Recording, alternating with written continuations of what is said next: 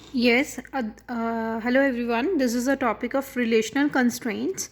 हम लोग इस एग्जांपल से सारे के सारे रिलेशनशिप के कंस्ट्रेंट समझेंगे. की constraint, participation constraint and cardinality ratio सब कुछ समझेंगे. इसी में से मैंने एक एग्जांपल लिया है. Each department has one manager. पहली लाइन ये है, हर डिपार्टमेंट का एक मैनेजर होगा. मैनेजर भी तो एक एम्प्लॉई है. एम्प्लॉय ही तो कोई मैनेजर की पोस्ट पे आता है, कोई एम्प्लॉय क्लैरिकल की पोस्ट पे आता है, कोई एम्प्लॉय असिस्टेंट की पोस्ट पे आता है. So manager is also an employee. Second मैंने स्टेटमेंट ली है, single employees allowed to manage more than one department. कि सिंगल एम्प्लॉय जो है उसको ये अलाउ है कि वो एक से ज़्यादा डिपार्टमेंट्स को मैनेज कर लेता है.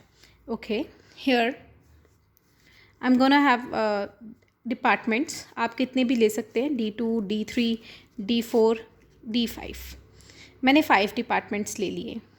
आप कितने भी एम्प्लॉयज़ ले सकते हैं, E1, E2, E3. मैंने 3 एम्प्लॉयज़ ले लिए. चलो 4 ले लो, थोड़ा एग्जाम्पल क्लियर हो जाता है. Okay, here I take 6 departments and 4 employees. Okay, according to the first line, each department has one manager. हर डिपार्टमेंट के पास एक मैनेजर होना चाहिए, यानी कि एक एम्प्लॉय ज़रूर होना चाहिए. चलो D1 को मैंने E1 दे दिया, D2 को भी मैंने चलो E1 दे दिया, D3 को भी E1 दे दिया, D4 को E2 दे दिया, D5 को E3 दे दिया, D6 को भी E3 दे दिया. मैंने अपनी मर्ज़ी से अलॉट कर दिए. बस मैंने इस स्टेटमेंट को ध्यान पे रखा कि मुझे बताया गया था कि हर डिपार्टमेंट का एक मैनेजर ज़रूर होगा.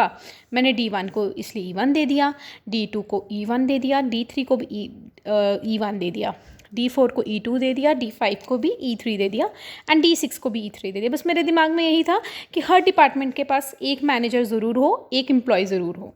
यहाँ तक मैंने स्टेटमेंट को फुलफिल किया. सेकेंड स्टेटमेंट ये कह रही है कि जो सिंगल एम्प्लॉय है उसे ये अनुमति है कि वो एक से ज़्यादा डिपार्टमेंट को मैनेज कर सकता है. एम्प्लॉय 1 डिपार्टमेंट 1 को मैनेज कर रहा है, 2 को भी कर रहा है, 3 को भी कर रहा है. तो स्टेटमेंट यहाँ पे भी वो वैलिड हो गई ना कि एक एम्प्लॉय एक से ज़्यादा डिपार्टमेंट को मैनेज कर रहा है. देखा जाए तो E1 3 डिपार्टमेंट्स को मैनेज कर रहा है, E2 एक को डिपार्टमेंट को मैनेज कर रहा है, E3 2 डिपार्टमेंट्स को मैनेज कर रहा है. सो हम यहाँ पे एक टेबल बनाएंगे. D1 को कौन मैनेज कर रहा है, E1. D2 को कौन मैनेज कर रहा है, E1. D3 को कौन मैनेज कर रहा है, E1. D4 को कौन मैनेज कर रहा है, E3. D5 को कौन मैनेज कर रहा है, E3. D6 को कौन मैनेज कर रहा है, E3. ठीक है, ये टेबल ध्यान से देखिए. बस यहीं से आपका हर कंसेप्ट क्लियर हो जाएगा. इसको ये डिपार्टमेंट लिख दिया मैंने, इसको मैंने एम्प्लॉय लिख दिया है. अब सेकंड क्वेश्चन है मन में कि डिपार्टमेंट वाला कॉलम की बनेगा या एम्प्लॉय वाला की बनेगा. डिपार्टमेंट वाला कॉलम की बनेगा. क्यों डिपार्टमेंट वाला कॉलम की बनेगा? क्योंकि की एक ही स्पेसिफिकेशन है कि यूनिक होनी चाहिए, नॉन रेपिटेटिव होनी चाहिए.